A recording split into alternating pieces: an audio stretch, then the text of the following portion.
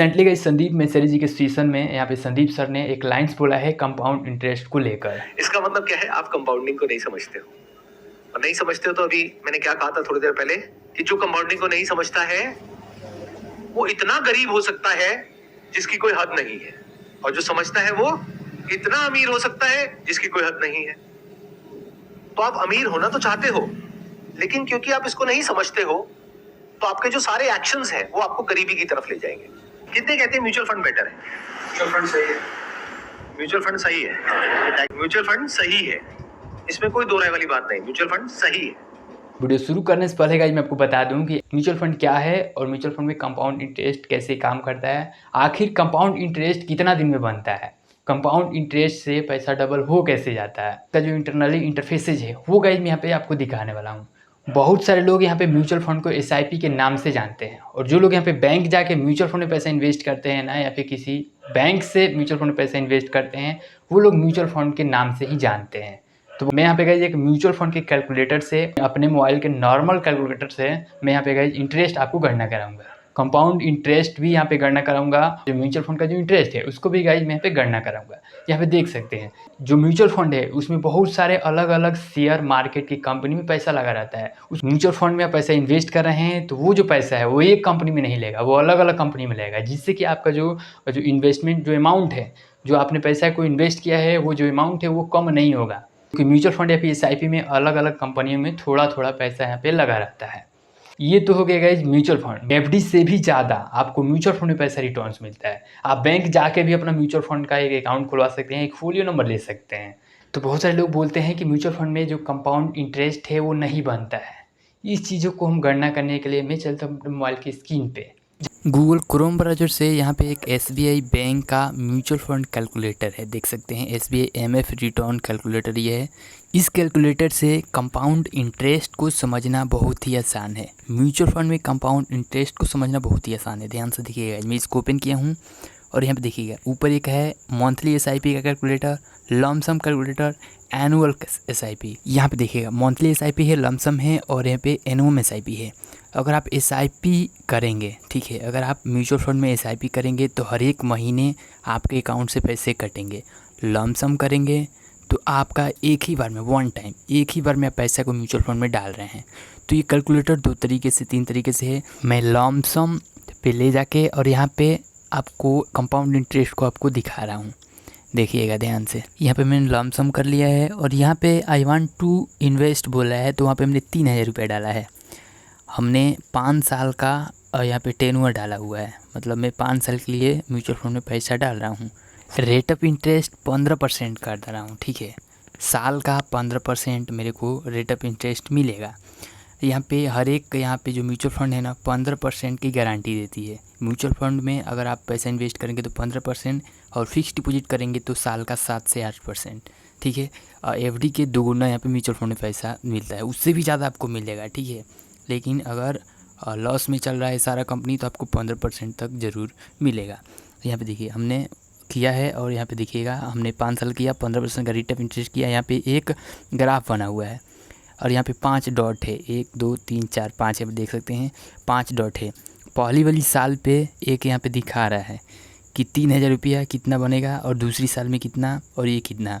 अब इसको आपको दिखाने वाला हूँ कि कंपाउंड इंटरेस्ट किस तरीके से बन रहा है। हर यहाँ पे देखिएगा जो ग्राफ है ना बिल्कुल ही ऊपर की तरफ भागा है, बिल्कुल ही तिरछा भागा है ऊपर की तरफ। ध्यान से देखिएगा, हमने लमसम रखा है, मतलब लमसम का मतलब हुआ है एक ही बार पैसा को आप म्यूचुअल फंड में डाल रहे हैं, और SIP का मतलब हुआ है महीने महीने आप अकाउंट से कटवा के और आप म्यूचुअल फंड में डाल रहे हैं। हमने क्या किया, लमसम किया और 15% रेट ऑफ इंटरेस्ट किया साल का, और यहाँ पे 3000 रुपये हमने इन्वेस्ट किया। उसका कैलकुलेशन निकाले हैं तो एक ग्राफ बन के आया है, और इस ग्राफ में 5 डॉट है क्योंकि हमने 5 साल का टेन्योर रखा है, मतलब 5 साल के बाद मेरा मैच्योर हो जाएगा ये, ठीक है। तो 3000 रुपया एक साल में ये बन रहा है 3450 रुपया। 3000 रुपये तो मेरा पैसा था, 450 रुपये इसमें इंटरेस्ट बढ़ा, ठीक है, 450 पे इंटरेस्ट बढ़ा। फिर अगली साल देखते हैं, अगली साल यहाँ पे बोल रहा है कि आपका जो पैसा है 3967 रुपये हो जाएगा। मतलब 3000 तो मेरा पैसा था, 450 पहली वाली साल का, और दूसरे का साल में 450 बना, वो हो जाएगा मेरा 900। फिर यहाँ पे एक 67 रुपया बन रहा है, बोल रहा है कि 3,967 रुपया कुछ पैसा हुआ है। तो ये जो 67 पैसा वो एक कंपाउंड इंटरेस्ट है। जो ब्याज आपका बना है ना 350 रुपये का भी ब्याज बना है। उसके बाद देखिएगा तीसरा साल में बोल रहा है कि आपका जो पैसा है 4,562 रुपये हुआ है। अब मैं 350 से मल्टीप्लाई करूँगा 3 से, क्योंकि ये तीसरा साल है। तो मेरा वहाँ पे बन रहा है, मेरा नॉर्मल कैलकुलेटर तो बता रहा है कि 350 × 3 और यहाँ पे 1,050 रुपया हुआ। लेकिन म्यूचुअल फंड का जो कैलकुलेटर है ये बता रहा है कि आपका पैसा हो जाएगा तीसरा साल में 4,562 रुपया। मतलब 3 साल में 4,562 रुपया बन जाएगा म्यूचुअल फंड में। अब मैं 4,562 रुपया माइनस करूँगा 3,000, तो इसमें आएगा 1,562 रुपया। और मेरे कैलकुलेटर में आप देख सकते हैं कि वहाँ पे जो ब्याज बना है 1,050 पे ही बना है, तो 500 रुपया ये एक्स्ट्रा बन रहा है। तो ये जो पैसा है ना ये एक कंपाउंड इंटरेस्ट है, क्योंकि ब्याज पे भी ब्याज बन रहा है, उसको कंपाउंड इंटरेस्ट बोलेंगे। ठीक है, ये ज़्यादा भी होगा। अगर 12% हमने कंस्टेंट रखा है, म्यूचुअल फंड में बढ़ता जाता है। ठीक है, हर एक समय उसका जो ग्राफ है ऊपर की तरफ भागता है। जो है आप किसी भी म्यूचुअल फंड या फिर किसी भी स्टॉक को आप उठा के देख सकते हैं।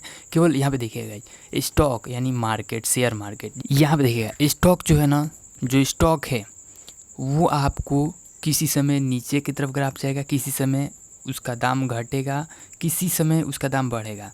कुछ समय रहेगा जिसमें उसका जो वैल्यू है वो ज़्यादा रहेगा और किसी समय वैल्यू कम रहेगा। लेकिन म्यूचुअल फंड में जो आपका है ना वो आपका वैल्यू हमेशा बढ़ता ही रहेगा, घटेगा नहीं। ठीक है, वो एकदम हाईएस्ट रहेगा, घटेगा नहीं। अब आप यहाँ पे देख सकते हैं बगल में एक हमने ICICI बैंक का एक शेयर प्राइस हमने चेक किया है, उसका देखिए कभी कभी घटा है और घटने के बाद पूरा उसका ऊपर की तरफ बढ़ा है, पूरा भागा है ऊपर, फिर कभी घटा है तो फिर ऊपर की तरफ भागा है। लेकिन यहाँ पे म्यूचुअल फंड का एक ग्राफ यहाँ पे देख सकते हैं, जब भी घटा है थोड़ा सा घटा है लेकिन भागा है सबसे ऊपर, सबसे ज़्यादा प्लस में ही गया है। उसका यहाँ पे इनिशियल प्राइस देख सकते हैं और यहाँ पे लास्ट का प्राइस देख सकते हैं। तो यहाँ पे देख सकते हैं तीसरा साल का तो हमने देख लिया 4,562 रुपया था। इसी तरह हमने चौथा साल का भी हम उसका इंटरेस्ट देख सकते हैं, पाँचवा साल का भी देख सकते हैं। उसका ब्याज समेत जो आपका अमाउंट है जो आपने इन्वेस्ट किया था। अब आप सोचोगे ना कि आपका जो पैसा है वो 1 साल में कंपाउंड इंटरेस्ट बनेगा, ऐसा कुछ नहीं है। साल का आप सोच रहे हैं कि साल में एक बार मेरा कंपाउंड इंटरेस्ट बनेगा, ऐसा कुछ नहीं है। महीने महीने आपका जो वैल्यू होगा ना, आपका जो म्यूचुअल फंड में जो अभी आपका पोर्टफोलियो होगा ना, उसमें आपका इंटरेस्ट महीने महीने बढ़ता जाएगा। क्योंकि हमने SBI बैंक से, योनो SBI से हमने एक म्यूचुअल फंड में पैसा इन्वेस्ट किया था। एक महीने पे यहाँ पे जो उसका वैल्यू है ना वो प्लस होता रहता है। पोर्टफोलियो में मेरा बैलेंस बढ़ता रहता है महीने महीने। जब भी इसको क्लेम करूँगा मेरे को उतना आ जाएगा। तो आई होप कि आपको समझ में आ गया होगा कि म्यूचुअल फंड में कंपाउंड इंटरेस्ट कैसे काम करता है और म्यूचुअल फंड में कंपाउंड इंटरेस्ट कब बनता है। वीडियो अच्छा लगा तो लाइक और सब्सक्राइब करना मत भूलिएगा।